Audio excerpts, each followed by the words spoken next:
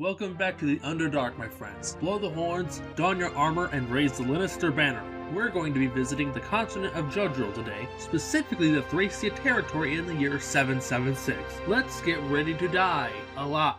Thracia 776 is an interval for Fire Emblem 4 genealogy of the Holy War that's set during the 15-year-long time skip after the Yid massacre and subsequent Battle of Valhalla. In this game, you do not play as Seliph, but instead the disgraced prince of the Lannister noble house, a small territory in one of the four kingdoms of the Manster district of Judril. Shortly after the Yin massacre, an ambush committed by Thracian dragon knights which resulted in the deaths of Luke's parents, Quan and Ethelyn, the king of Lannister was also portrayed and killed in battle by his allies. If this wasn't horrible enough, soon afterwards Lannister Castle was sacked by the Thracian army, with the young Leif only escaping with his life thanks to his bodyguard Finn, who took both him and his own daughter Nana under his care. Not long after the fall of Lannister and the Manster district being subjugated to Thracian rule, Granville stepped in and used their superior military might to seize control for themselves and turn Manster into a servant state under the rule of House Frege.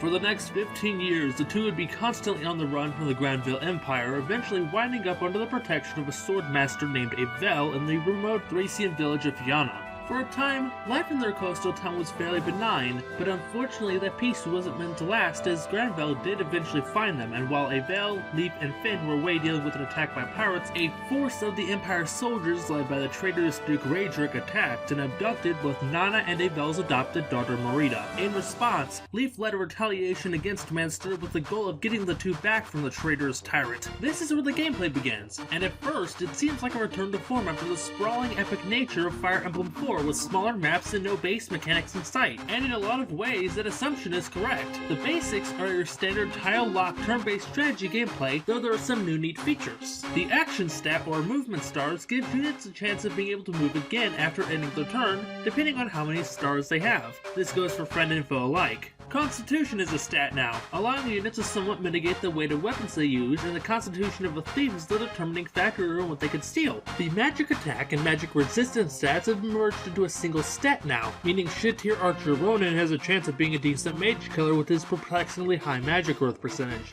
Maybe. Returning from Fire Emblem 4 are support conversations, which are nowhere as plot important this time around, and trading. Thankfully it's no longer the nightmare hassle that it was in 4, and you can just trade from one unit to another. Even enemies will trade items and weapons between each other.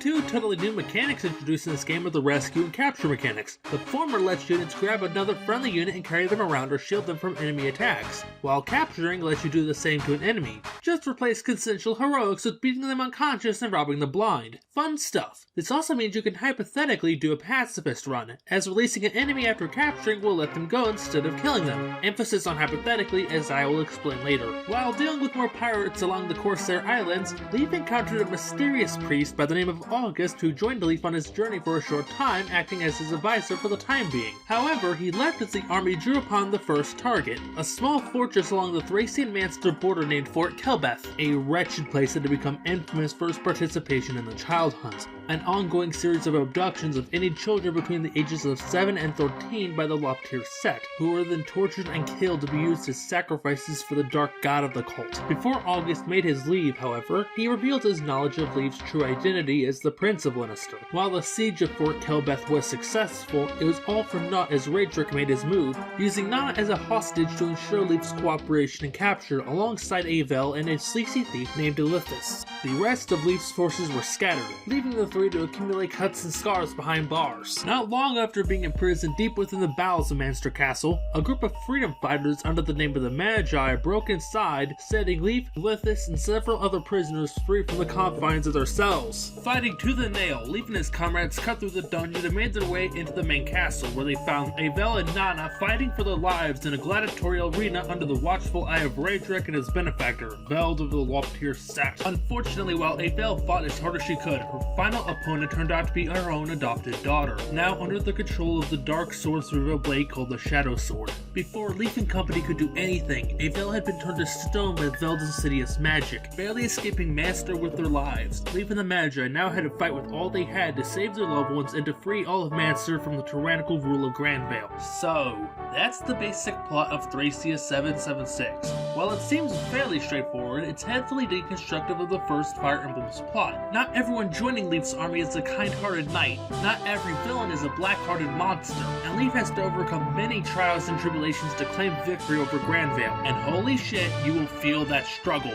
Thracia 776 has a notorious reputation for its utterly nasty difficulty. As soon as the second map, Thracia introduces an invisible timer in the form of seemingly endless reinforcements after a set amount of turns, and they will overrun you if you're not fast enough. Maps in general are much more difficult than the predecessor, with far more cryptic solutions. For example, map 3 is fairly straightforward. You just need to make your way inside of the fortress and kill the boss inside. But then you have the 4 kids you need to rescue for some really valuable bonuses. You have to visit every house, memorize which kids go where and who has each kid when you do rescue them, and you need to save them fast or the enemy bandits will ravage any houses that haven't had their kids brought back yet. That's the 3rd goddamn map. It's not even the worst this game gets, not by a long shot. Fog of War was also introduced in this game. Unlike most incarnations of the mechanic, you can't even see the full map, so it's much more challenging to plan out your route.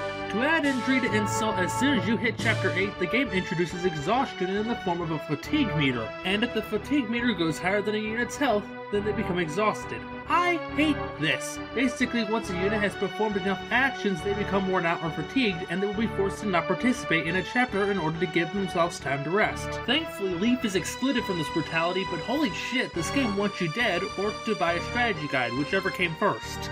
So yeah, Thracia 776 isn't for newcomers to Fire Emblem or strategy in general. It's still a wonderful and incredibly fun game once you know what you're doing, but it's highly recommended that you go into the game with an online guide. But here are a few tips to get you started. Finn starts with a Brave Lance but gets crippled by dismounting the moment he steps into an indoor map, so it might be a good idea to raise his weapon rank and swords in the easier chapters. Magic is mega important in this game. Be it healing, tome, stave, even a magic sword, just use it. If you see this fucker, pick God and pray because your shit is about to get wrecked. And if you don't speak Japanese, I highly recommend the Project Exile translation patch that can be found in Serene's Forest. But hey, that'll about do it. I hope I can see you all next time.